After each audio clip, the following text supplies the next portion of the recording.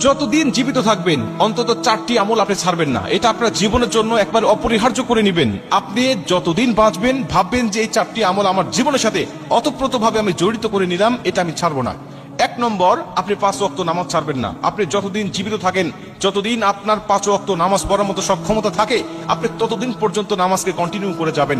মরণের আগ মুহূর্ত পর্যন্ত আপনি নামাজটাকে কন্টিনিউ করে যাবেন। কারণ নামাজ এমন একটা বিষয়, এই নামাজের মাধ্যমে আল্লাহ রাব্বুল আলামিন আপনাকে জান্নাতি বলে ঘোষণা দিবেন, জান্নাতের চাবি আপনার হাতে দিবেন, জান্নাতের ফয়সালা আপনাকে দান করবেন। এবং নামাজ শুধু কিয়ামতের ময়দানে আপনাকে জান্নাতে ঢুকাবে তা নয়, বরং রবের সাথে একটা সম্পর্ক আপনাকে গাঢ় করে দিবে নামাজ।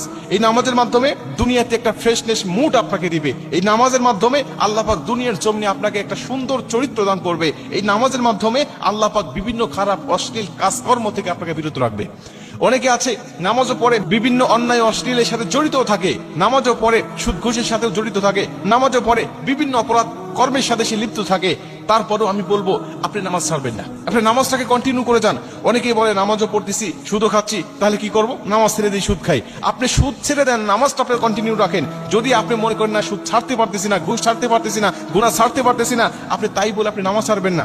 আপনি নামাজটাকে কন্টিনিউ করেন আর ওইগুলো ছেড়ে দেওয়ার চেষ্টা করেন। দেখবেন এক পর্যায়ে আপনার চেষ্টা যখন ভিতরে চলে আসবে, এই নামাজ আপনাকে সেই অপরাধ থেকে আপনাকে সম্পূর্ণ মুক্ত করে নিয়ে আসবে। কারণ আল্লাহ পাক বলছেন ইন্নাস সালাতা তানহা আনিল ফাহশাই ওয়াল মুনকার। এই নামাজ বিভিন্ন খারাপ অশ্লীল কাজ থেকে বিরত রাখে মানুষগুলোকে। এজন্য যতদিন বাঁচবেন আপনি নামাজটাকে কন্টিনিউ রাখার চেষ্টা করবেন, 1 নম্বর। 2 নম্বরে, যতদিন বাঁচবেন আপনি কুরআনুল কারীম তেলাওয়াত করবেন। প্রতিদিন রুটিন করে নেবেন, 1 ঘন্টা হলেও, আধা ঘন্টা হলেও আপনি কুরআনুল কারীমের তেলাওয়াত করবেন। কারণ রবের সাথে কথোপকথন হয় কুরআনুল কারীমের তেলাওয়াতের মাধ্যমে। আপনি যখন কুরআন তেলাওয়াত করবেন, রবের সাথে আপনার কথোপকথন হচ্ছে। রবের যে কথাগুলো এইগুলো আপনি রিভাইজ করছেন, এগুলো আপনি তেলাওয়াত করছেন, এবং কুরআন তেলাওয়াত আপনার যত হবে ততই আল্লাহ রাব্বুল আলামিন আপনার উপরে সন্তুষ্ট হবে। এজন্য প্রতিদিন আপনি রুটিন করে নেবেন, ফজরের পরে হোক, মাগরিবের পরে হোক, ইশা পরে হোক, আপনি আধা ঘন্টা 1 ঘন্টা কুরআনুল কারীম তেলাওয়াত করবেন। এবং কিছু আয়াত, কিছু সূরা আপনি বুঝে বুঝে তেলাওয়াত করার চেষ্টা করবেন, তাহলে অবশ্যই আল্লাহ পাক আপনার উপরে সন্তুষ্ট হবে। এটা হলো 2 নম্বরে। 3 নম্বরে, যতদিন বাঁচবেন আপনি হারামকে স্পর্শ করবেন না, হারাম খাবার খাবেন না, হারাম ইনকাম করবেন না, হারাম থেকে সবসময় বিরত থাকার চেষ্টা করবেন। কারণ হারাম থেকে যখন আপনি বিরত থাকবেন তখন আপনার ইবাদত কবুল হবে। হারাম থেকে যখন আপনি বিরত থাকবেন তখন আপনার দোয়া কবুল হবে। হারাম থেকে যখন বিরত থাকবেন তখন রব আপনার উপরে সন্তুষ্ট থাকবে।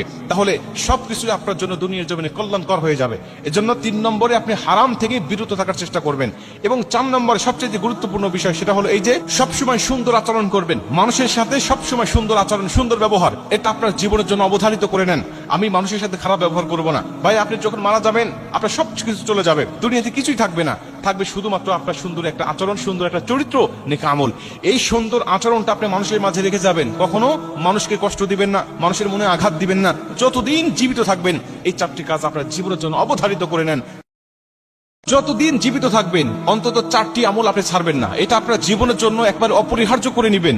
আপনি যতদিন বাঁচবেন ভাববেন যে এই 4টি আমল আমার জীবনের সাথে অতপ্রতভাবে আমি জড়িত করে নিলাম, এটা আমি ছাড়বো না। 1 নম্বর, আপনি 5 ওয়াক্ত নামাজ ছাড়বেন না। আপনি যতদিন জীবিত থাকেন, যতদিন আপনার 5 ওয়াক্ত নামাজ পড়ার মতো সক্ষমতা থাকে, আপনি ততদিন পর্যন্ত নামাজকে কন্টিনিউ করে যাবেন। মরণের আগ মুহূর্ত পর্যন্ত আপনি নামাজটা